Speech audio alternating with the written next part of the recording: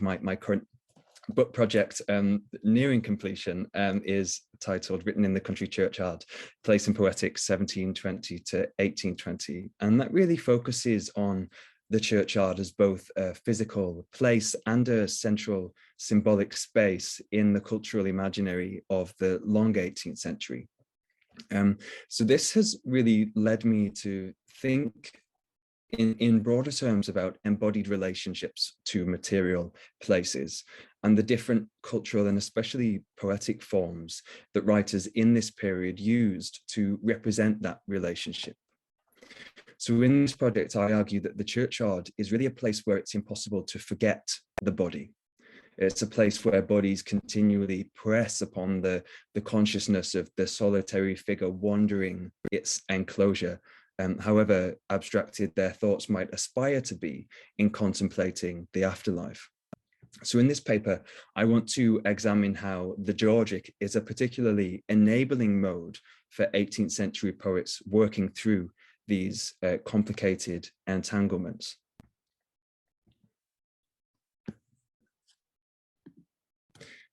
The work of the poets, poised between bodily craft and imagination, is given sharp focus in the tradition of the English Georgic poem of the 18th century, a mode growing out of Virgil's Roman Georgics, which has received increased critical attention in recent years. The category of English Georgic has typically been limited to 18th century formal adaptations of Virgil, including John Phillips's Cider in 1708, John Dyer's The Fleece in 1757, and James Granger's The Sugar Cane in 1764. These poems all develop Virgil's practical farming advice and its political contexts, placing the life of the husbandman in contrast to the ruptures of the Roman states before the reign of Augustus, in new historical and agricultural situations, including enclosure, industry, and plantation slavery. As such, they are the clearest continuation of the traditional Georgic in the 18th century, but there are Georgic influences and assimilations in laboring class, topographical, meditative, and romantic period poems, which rework Virgil's preoccupations through a range of new interests and frameworks, some of which track quite far from the original Georgic focus. Reading 18th century Georgics as experimental adaptations of Virgil's themes, critics including David Farrer, Kevis Goodman, Courtney Weiss-Smith, and most recently Katie Cadu, have consistently identified the Georgic as an enabling mode for a range of poetic forms and subjects in this period, focused as it is on the work of the poet as well as the farmer. In this paper, I focus on Robert Blair's The Grave as a churchyard poem particularly receptive to this kind of Georgic reading, one that takes the Georgic principles of natural mixture and change as a rationale for tracing its poetic underpresence in a range of fresh directions. The Grave is a Christian didactic poem that uses visceral depictions of death and decay to compel readers before directing their thoughts to the afterlife. Eric Parizo, John Baker, and others have, however, shown that the body is an unignorable subject in the grave, one that cannot easily be redeemed by Christian models of transcendence or consolation. I want to develop this preoccupation, reading Blair's poem as a churchyard Georgic, to show how the buried body is mixed up in an earthly accumulation of other matter. A source of some anxiety in a religious text seemingly intent upon the non-material afterlife, this indivisibility of body from earth is a Georgic fixation, and the poet must work continually to restore the dead who insist on their status as decaying matter. Emphasizing their shared concern with an ancient and spiritually resonant earthly materiality, I want to show how the novel association of the grave and the Georgic encourages a new reading of the 18th century fascination with places of burial, as poets make much imaginative work from the lowest of materials, the earth from which we are made and to which we return. In the 18th century English Christianized Georgic, the stimulus behind earthly labor is death. The world of the Georgic is fallen from an Edenic pastoral golden age of natural plenty to a world of sin, what James Thompson in The Seasons calls an age of iron, into which mortality has entered and human labor is required to stem the tide of its wasting effects. In Blair's The Grave, all those who labor against death and for earthly things do so in a fallen world of sin, where human physical energy runs parallel to poetic mourning for the lost heavenly state. The poet's work is morally didactic in its relentless pursuit of this theme, yet the images of ruin and decay are balanced by organic regeneration, imaginative life, and the work required to attain a nature restored to paradisal harmony. Blair works hard to sustain this vision, and the instruments of his labor are organic and agricultural metaphors, which his Christian Poetics shares with the contemporary Georgic, as both labor to grow enduring moral truths from the soil of a resistant earth. The lively paradox of the recalcitrant yet generative soil that yields for farmer and poet alike, but only from due care and attention, is a Georgic preoccupation. Care, what Virgil calls cura, offers both spiritual challenge and thoughtful labor. This balance is traceable in John Dryden's 1697 translation of the Georgics, in which the world is governed by an entropic system, as all below, whether by nature's curse or fate's decree, degenerate still to worse. For the sires of gods and men, with hard decrees, forbids our plenty to be bought with ease, and wills that mortal men, inured to toil, should exercise with pains the grudging soil. The poet's labor is bound to these same cycles, and Virgil's speaker pleads with the sacred muses to grant him the knowledge of the celestial and earthly movements that lie behind the revolutions of destruction and regeneration. Give me the ways of wandering stars to know, the depths of heaven above and earth below. Teach me the various labors of the moon, and whence proceed the eclipses of the sun, why flowing tides prevail upon the main, and in what dark recess they shrink again. What shakes the solid earth, what cause delays the summer nights and shortens winter days. But if my heavy blood restrain the flight of my free soul, aspiring to the height of nature and unclouded fields of light, my next desire is, void of care and strife, to lead a soft, secure, inglorious life. The transition from lofty ambition to humble retirement turns on the body's limitations. My heavy blood restrains the flight of my free soul. The Georgic's narratives of growth and ambition are remorselessly counterpoised by intimations of decay, and human energy works against nature's entropic principle. In the Georgic, the human body is profoundly implicated in repeated rhythms of work, not only as the instrument of cultivation required to keep civilization from ruin, but as an organic form insistent on its own decline, one that will not revive in a natural cycle of degeneration and restoration, but which becomes lost in the grave and mixed with the humic, non-human compost. In Georgic poetry, there is a fixation on waste, and soil, dirt, dust, and ashes are the base elements that compose an earth in flux, lively in its decay, and among the potent metaphors for human life, work, and death in this tradition. In this context, the poet's role of instruction is also tinged with elegy, their labor wrapped up in lapsus or waste. As Kevis Goodman claims, this alternation or interlocking of work and waste in the Georgic cycle offers a self-reflexive account of the poet's work of mourning, defining labor as fundamentally reparative or restitutive, precarious, and subject to lapse, and linking bereavement to agriculture as merely another type of energy expended against loss, the attempt to counteract the entropic forces of physical or human nature. The Grave's concentration of Georgic themes and processes of loss, mourning, and recovery mediated by the earth uses a tropology that works hard to recover and revive the lost Eden in an anticipated but distant heaven.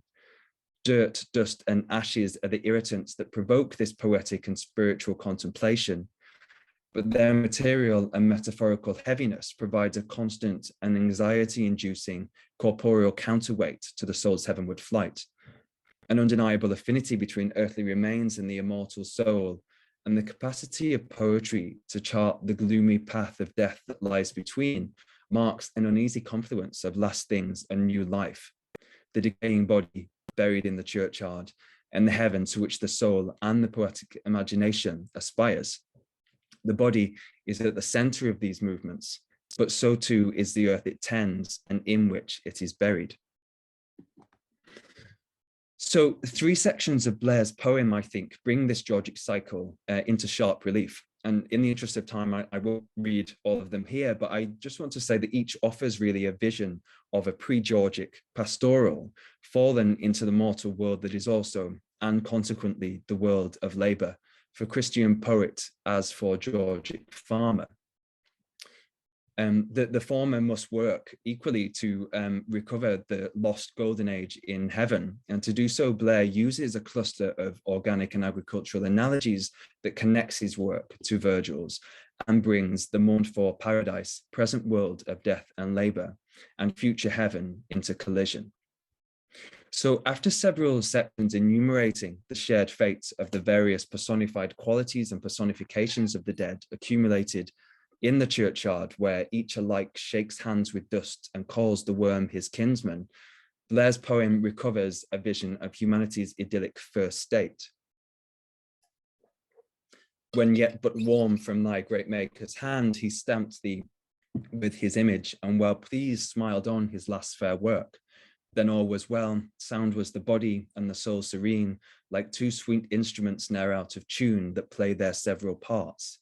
Nor head nor heart offered to ache, nor was there cause they should, for all was pure within. No fell remorse, nor anxious castings up of what might be, alarmed his peaceful bosom. Summer seas show not more smooth when kissed by southern winds just ready to expire. Scarce importuned, the generous soil with a luxuriant hand offered the various produce of the year, and everything most perfect in its kind. This state of things is, however, envisioned only to be mourned as fugitive and quickly gone, yielding a lesson on planning for the ends that may come at any moment. Thus fared it with our sire. Not long he enjoyed his paradise, scarce had the happy tenant of the fair spot due time to prove its sweets or sum them up, when straight he must be gone, ne'er to return again. At once he lost his glory and his God. If mortal now and sorely maimed, no wonder man has sinned, an error fatal not to him alone, but to his future sons, his fortune's heirs. In glorious bondage, human nature groans beneath the vassalage so vile and cruel, and its vast body bleeds through every vein. So I want to suggest that there is an uneasy intermingling of pastoral and Georgic frames of reference in this envisioned Eden, or perhaps this is something that David Ferrer had sort of suggested to me, that there is actually a play with Georgic's capacity for self-difference or counter-pressure. Serene, pure, and perfect, human life resides in a harmonious nature that freely gives up its luxuriant crop. The produce of the year, though, emerges from a soil that, however lightly, is worked to some degree. The participle importuned sits oddly with the adverb scarce, their attributes of persistence and negligence, setting up a curious contradiction of natural plenty annually replenished and human labor set against the seasonal cycle, from importunus, inopportune, unseasonable, and at a further etymological level, difficult and urgent.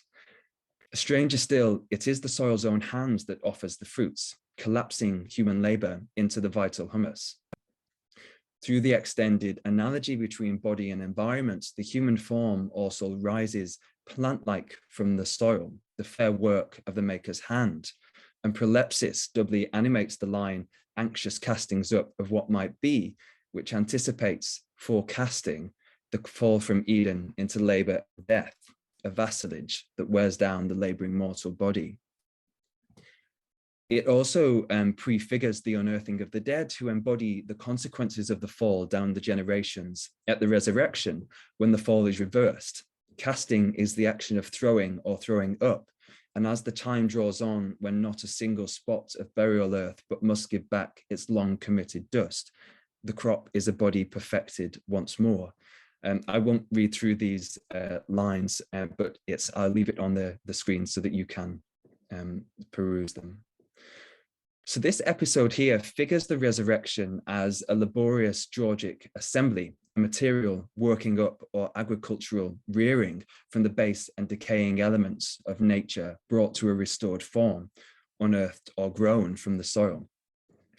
The cyclical revisions imposed by the georgic frame, however, raise the spectre of impermanence, even for the resurrected body called to final judgment. Returned to earth in burial and reared from the earth at the resurrection, wastage is inherent in the body's earthly cycles.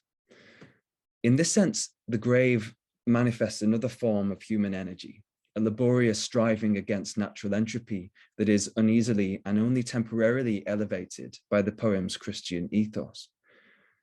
To attain heaven requires good works, a spiritualized georgic cura in the material present, works that Blair figures agriculturally and organically through a set of metaphors which also condition the poem sections on the non-material afterlife, tying the soul to the body and rooting the poetic imagination in the churchyard earth.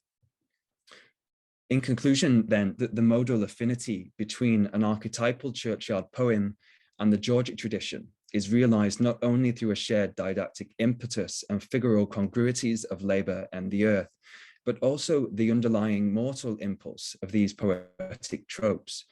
The death that overshadows the 18th century English Georgic takes center stage in churchyard poetry, and the work of the poet to confront and overcome physical decline of the body as an exemplification of all organic matter marks an important point of connection. In the churchyard Georgic of the grave, immortal soul and poetic imagination attempt ambitiously beyond material and mortal constraints, a bid for transcendence that can only temporarily be achieved as the poem falls back to earth, generating new growth from the churchyard. Thank you very much for listening.